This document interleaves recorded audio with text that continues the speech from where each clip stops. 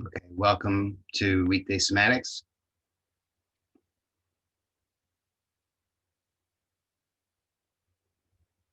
Nice to see you. Uh,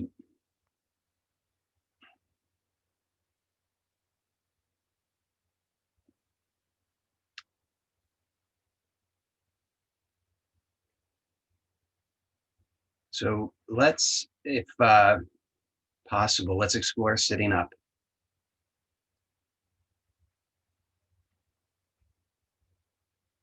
The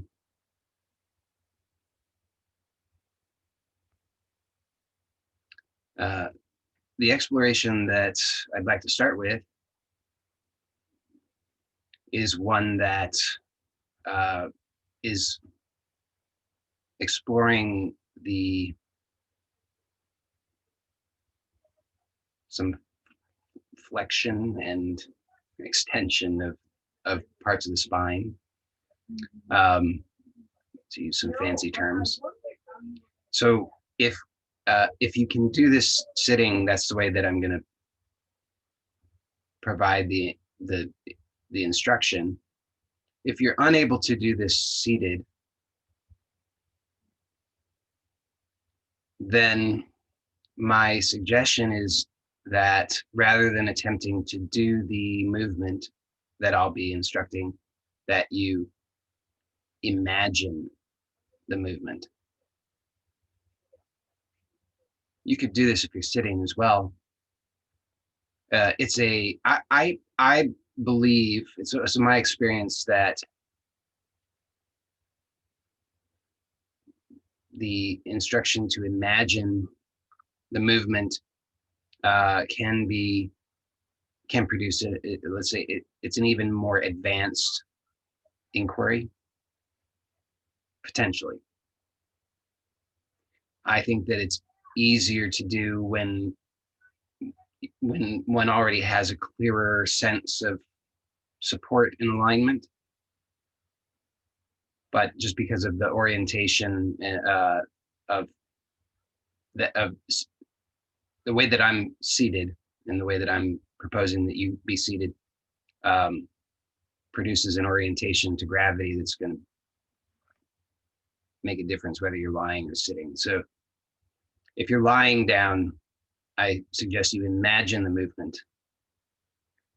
If you're sitting, if at all possible, sit so that you are not leaning back.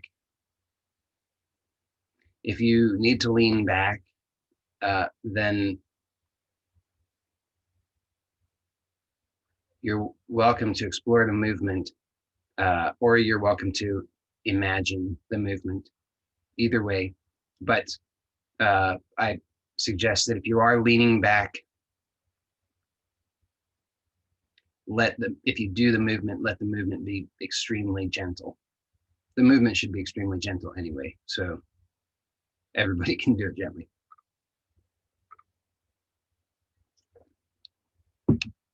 So let's find a posture that we can inhabit consciously for the next 30 minutes or so.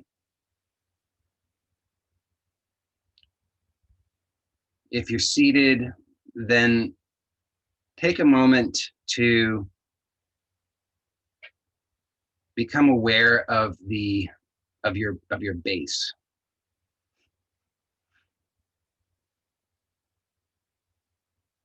The way in which you are making contact with the support that's under you. So if you're seated, you'll notice perhaps the contact of the buttocks to the surface underneath you, perhaps the thighs, and become aware internally of the quality of the sensation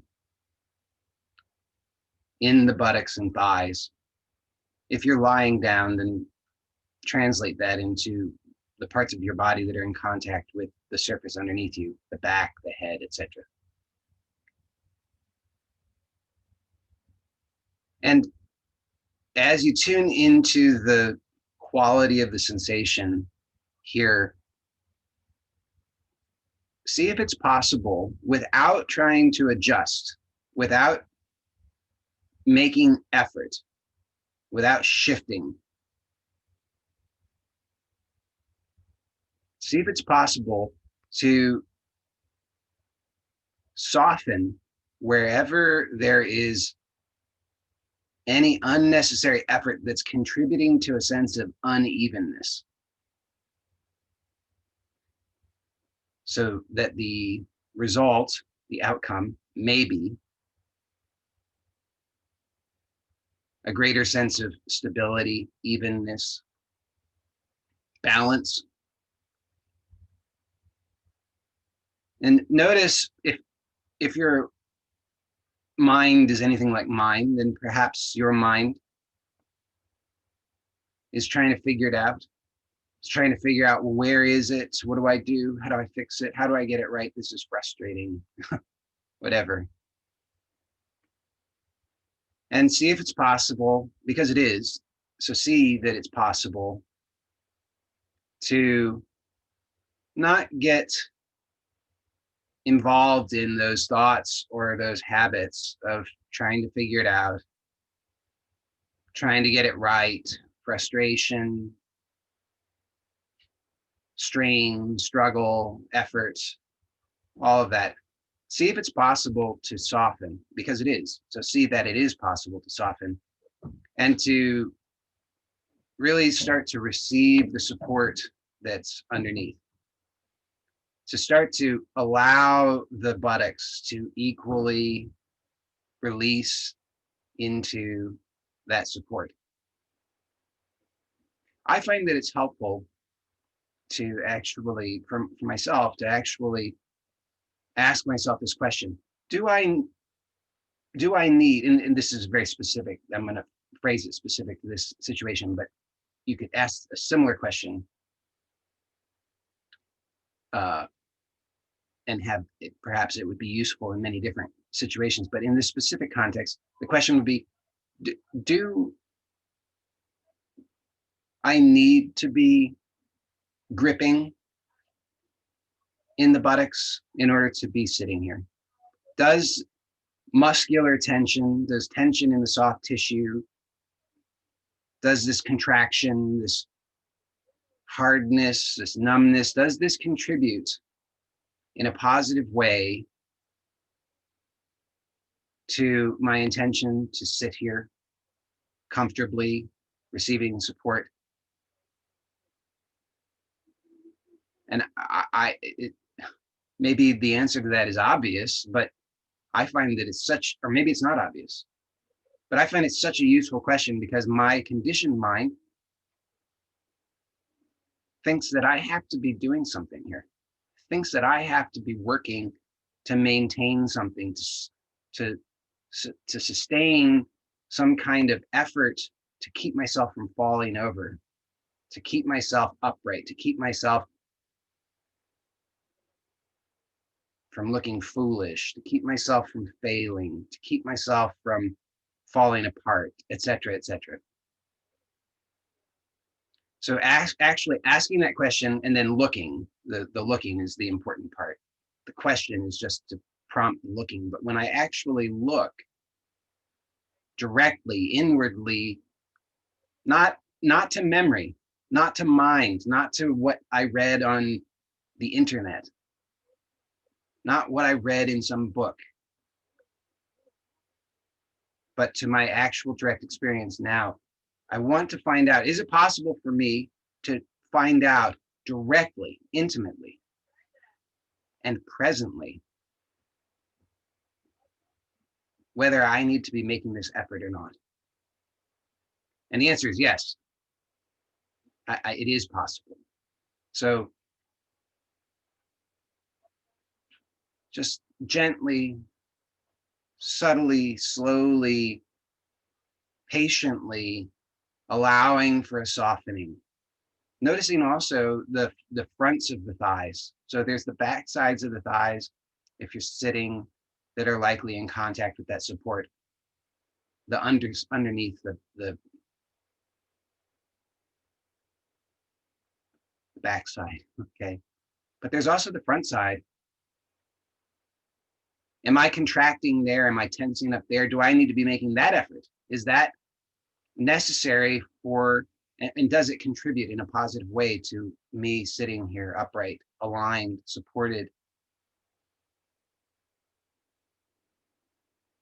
And the answer hopefully is obvious, but maybe it's not obvious.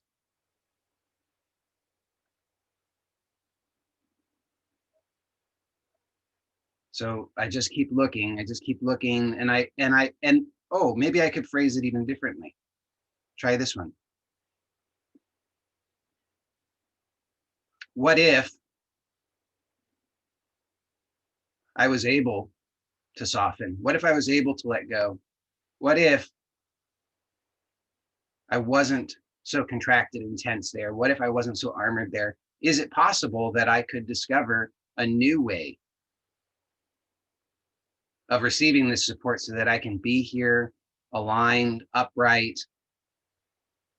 receiving, and experiencing this as effortless? Is that a possibility? That's what I want to find out. How can I find that out? I have to actually be open to that possibility. I have to presently explore that possibility by bringing awareness to where I don't have awareness, bringing a conscious awareness to where I've been unconscious, to start to tune into the sensations and be curious, do I need to be making this effort? Maybe I notice sensation. I do. I notice sensation that my brain habitually translates into pain, fear, worry, doubt, confusion. So I have sensation in the left knee. It's a lot of fearful conditioning around the knees. A lot of people struggle with this fearful conditioning in the knees, terrified to allow the knees to be supple. Because if the knees were supple, then then we might be vulnerable. So instead, a lot of people, myself included, translate the sensation, any sensation in the knee, into pain, fear, anxiety, worry. But here, can I just tune into the sensation, and can I be open to the possibility that it's something that I'm doing? Now, obviously, please never, ever, ever, ever push. Don't approach this in some sort of macho way. This isn't something, this is not no pain, no gain. This isn't that kind of nonsense. This is to find the edge, a gentle, gentle, gentle edge between comfort and discomfort. So we're not pushing beyond that into, not even into discomfort. Don't even push into discomfort. Only on the edge, just on the edge, where it's neither comfort nor discomfort. And in this space, this edge, I can, and I believe you can, be present here and observe the actual nature of the experience. And perhaps as I'm discovering, the sensation reveals its true nature, and I realize, yes, there's something I'm doing. In this case, I recognize that there's a habit of contracting on the backside of the thigh. Now that I'm aware, I can soften.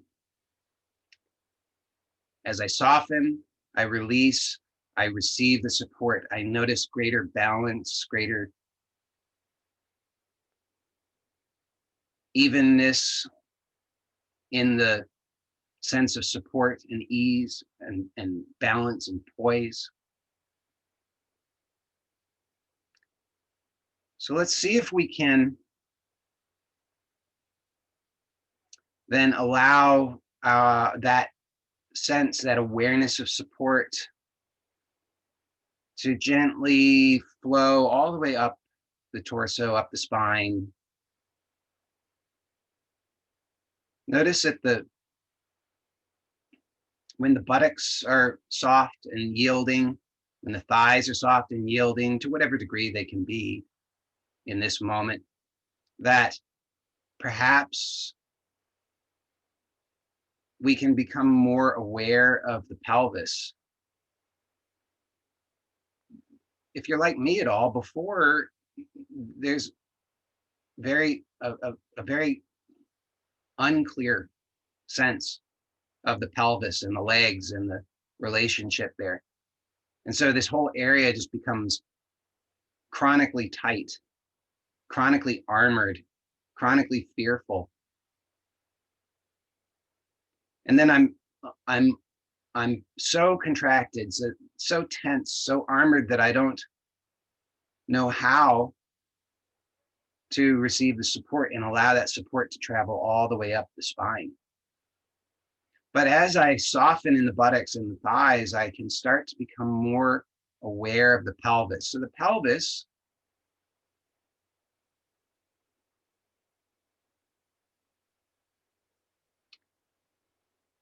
is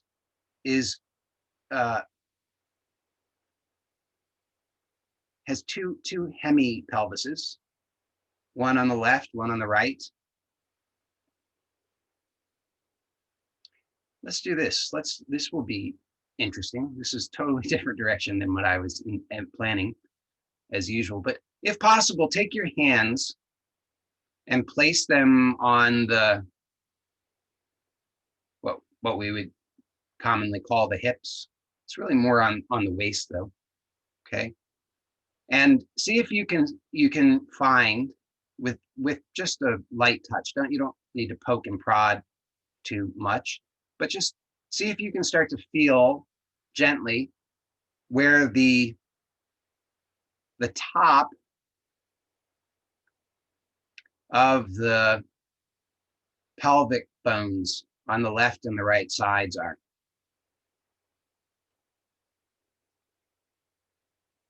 So there are two on each side. The pelvic bones, the hemipelvis, forms what's called the iliac crest.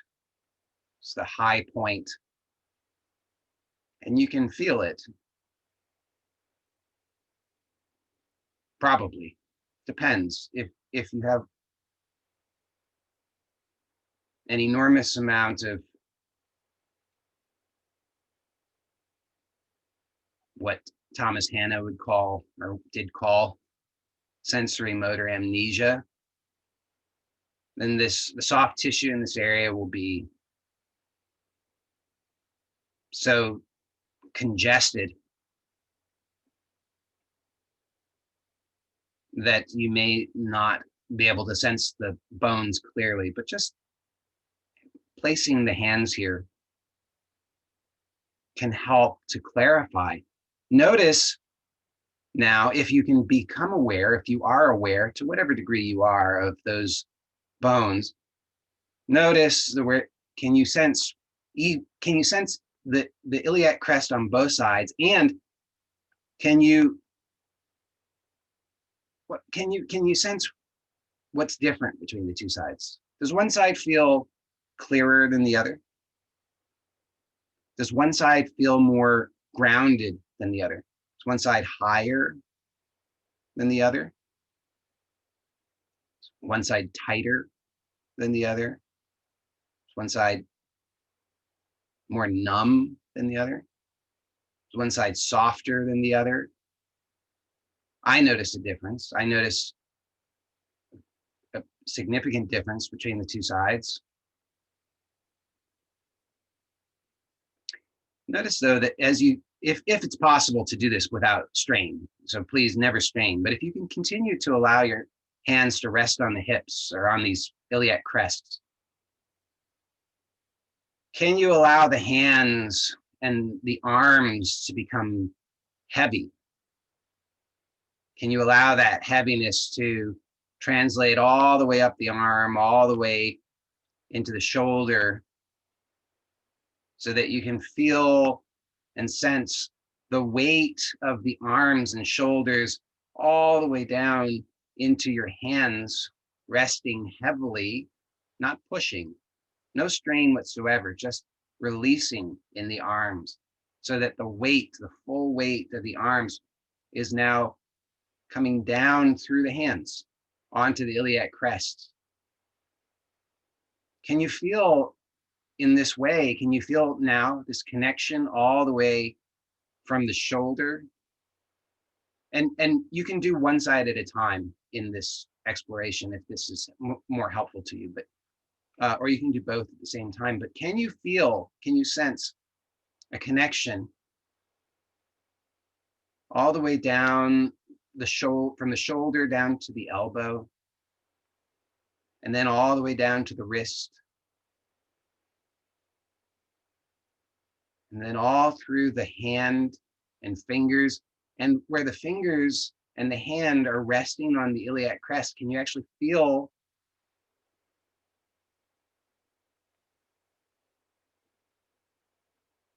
that all the way down into the pelvis, all the way down that iliac crest until it, you can maybe even feel it all the way down into the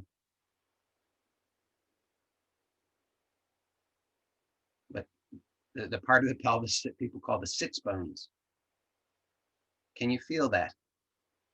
It's possible. You can actually feel the weight when you release. If you release and allow the arms to be heavy, you can feel that weight, that energy all the way down the arm, through the hand, into the iliac crest, all the way down to the sits bone, all the way through the soft tissue into the support underneath you. So you can perhaps feel this connection, this alignment from shoulder to elbow to hand, to wrist to hand, to pelvis, to the support underneath you.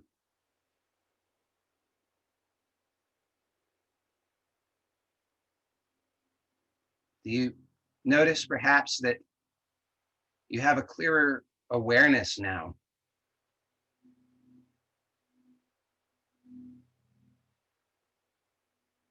of the pelvis? And can you further soften and release? Can you become aware of any residual gripping in the buttocks? Can you consciously soften just a little bit? Don't try and force it to be what you think it should be. That's not helpful. I say that from lots of personal experience.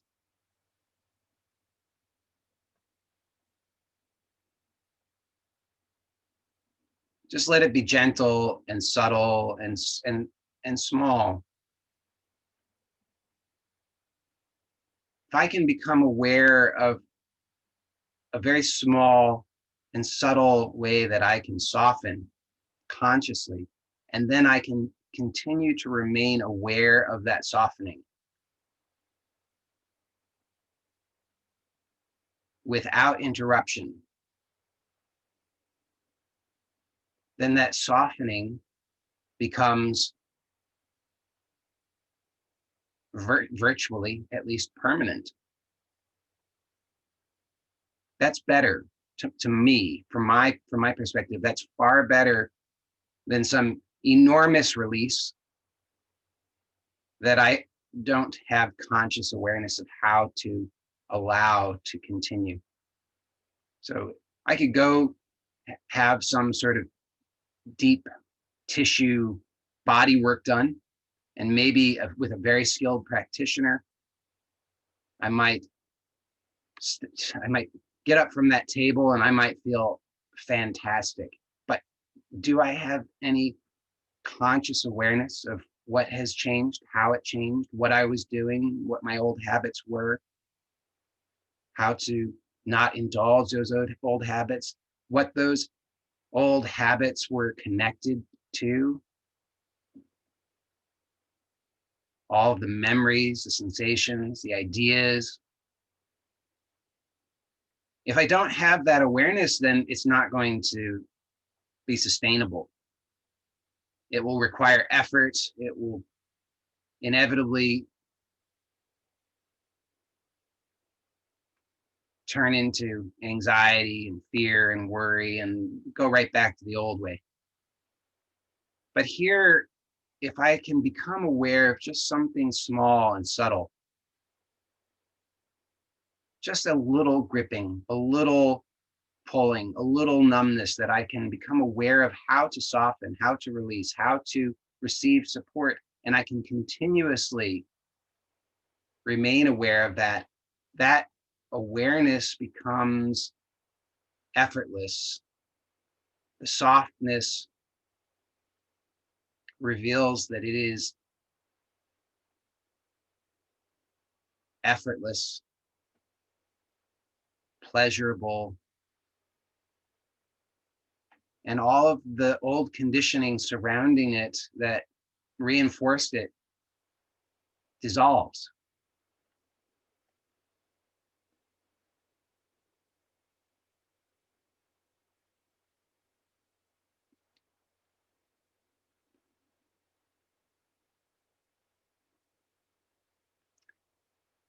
Let's take a few minutes now to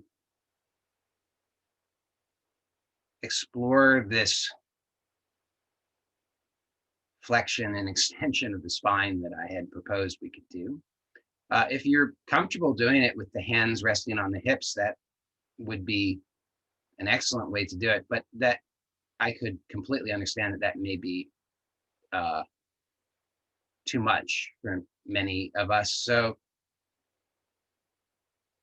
if you find that that's uncomfortable, distracting, or overwhelming, then you can just release the hands to the lap or wherever it is that's most comfortable for you.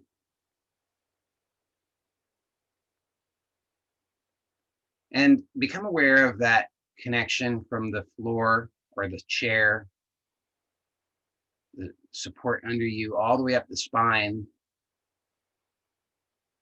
all the way up to the head. So the head is the uppermost part of the spine, pelvis is the lowermost part of the spine.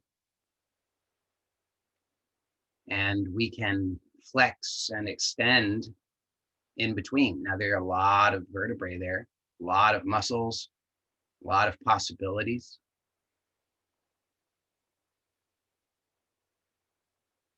It would take us forever to explore all of those possibilities consciously. So we just do a little bit, just the tiniest little bit at a time. Today, I'd like to start just by uh, exploring the head. So I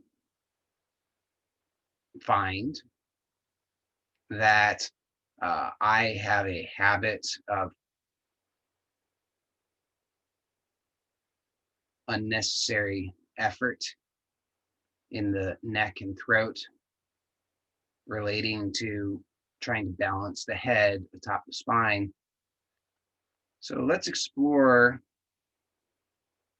slowly releasing the head forward, keeping the spine, the majority of the spine, I should say,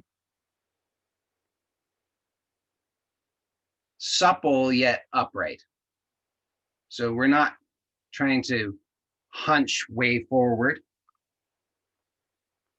Rather, we're going to keep the spine as supplely upright as possible while just letting the head come forward so that the chin is moving toward the chest.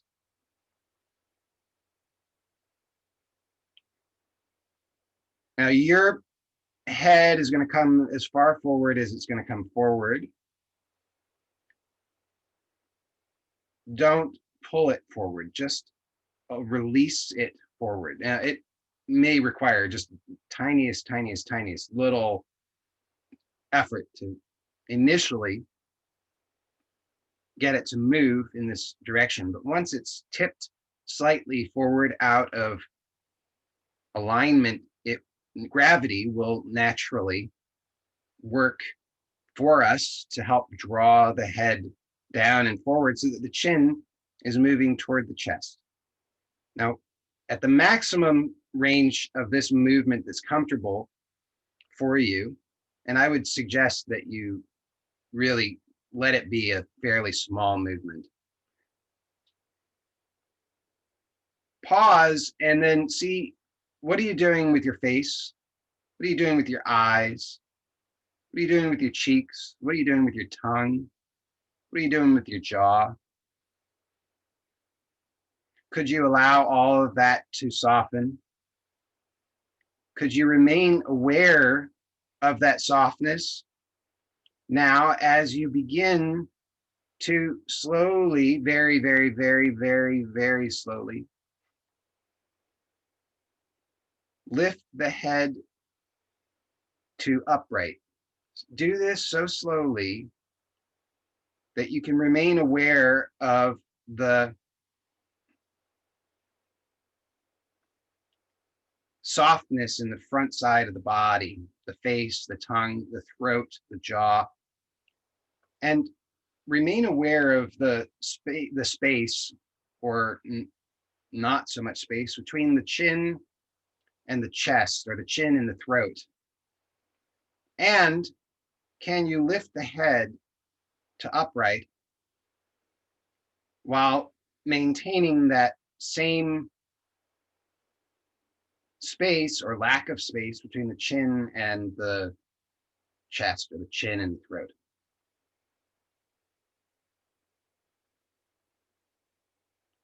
Don't try to bring the head to your idea or your habit of what upright is. Just so far in that direction that you can maintain that same space or ease or suppleness or softness in the throat, allowing the chin to remain close to the chest or the throat, allowing the tongue to remain restful, allowing the face to remain soft. And then let's repeat that several times. So we're just allowing the head to drop slightly forward and down so that the chin comes even closer to the chest, the throat softens even more, allowing the face to remain soft, the tongue and the throat to remain soft, and without jerking the head up and tensing in the back of the head, keeping also the very back of the head, where the head connects with the spine, keeping that also as soft as possible. Slowly bring the head back in the direction of upright.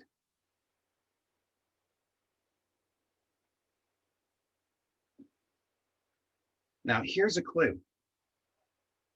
Become aware also of what's happening further down on the front side of the body. Notice what's happening in the abdomen. So continue to repeat this slowly. And as the head is lowering down, and then as the head is drawing back to upright, see how much of this you can remain aware of. Can you continuously allow the face and tongue and throat to remain soft and supple? Can you start to become aware of the chest?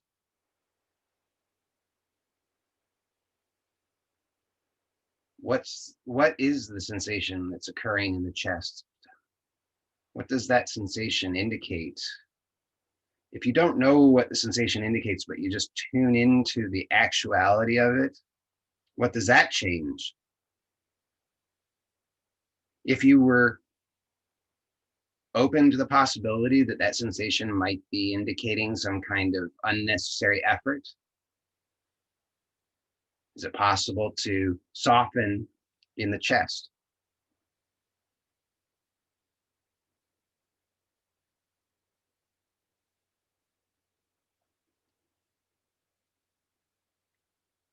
and then all the way down into the abdomen.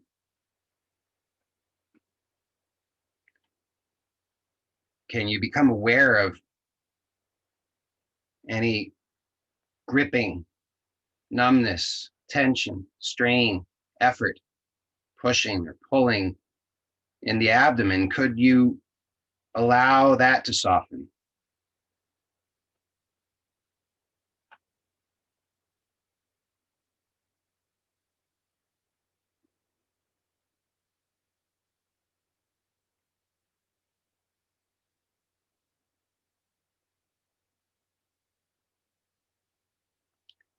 When you next are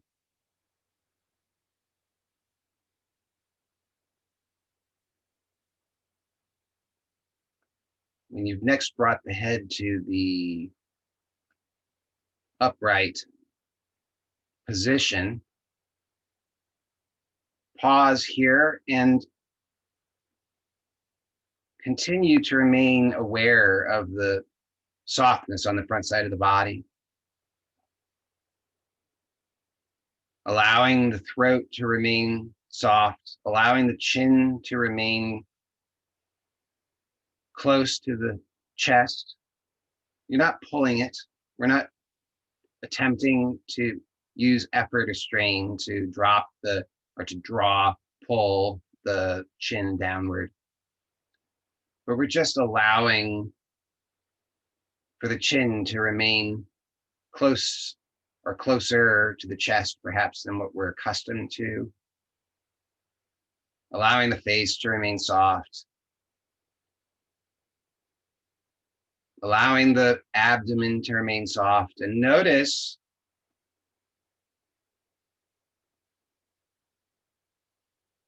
whatever you notice. Do you notice perhaps any impulses to adjust, to fix, to get it right, to try and sit more upright, to strain? And just continue to soften. Even if your image of yourself presently doesn't match what you think it should be. So I notice that I perceive myself as being slightly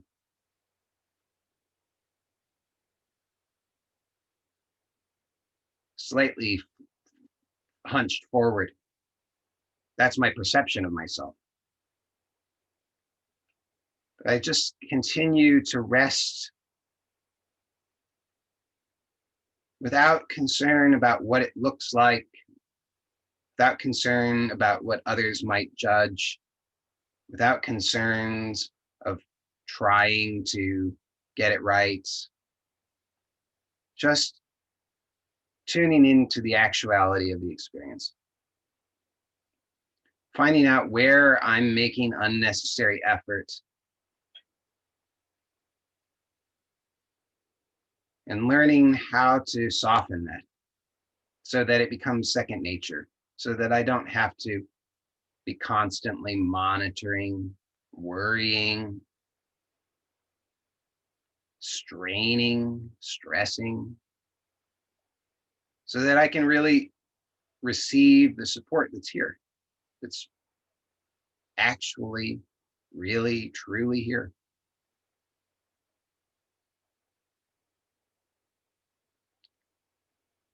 So we'll start to now transition from the formal inquiry. And notice even just those words, what those words prompt for you. Notice any impulse, any habit of sudden state change. And just slowly, gently remain aware, consciously aware of the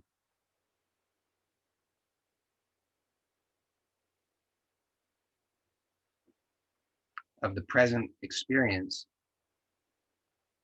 and any temptation to leap from this into something else. And what would that something else be? Just observe and you'll start to recognize what that something else would be.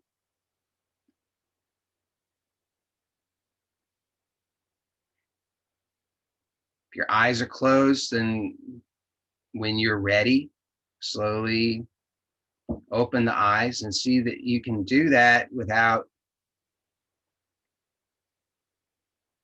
it being sudden, so that you can remain consciously aware, continuously aware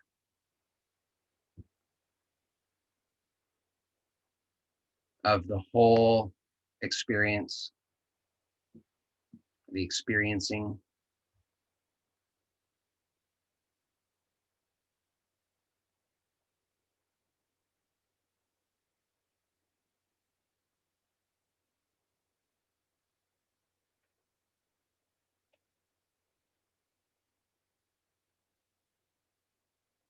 Continue to take your time. For those who are here live, we'll do the Q&A in just a moment. I'm going to end this portion of the recording. So for those who are watching the recording, thanks for joining. Bye for now.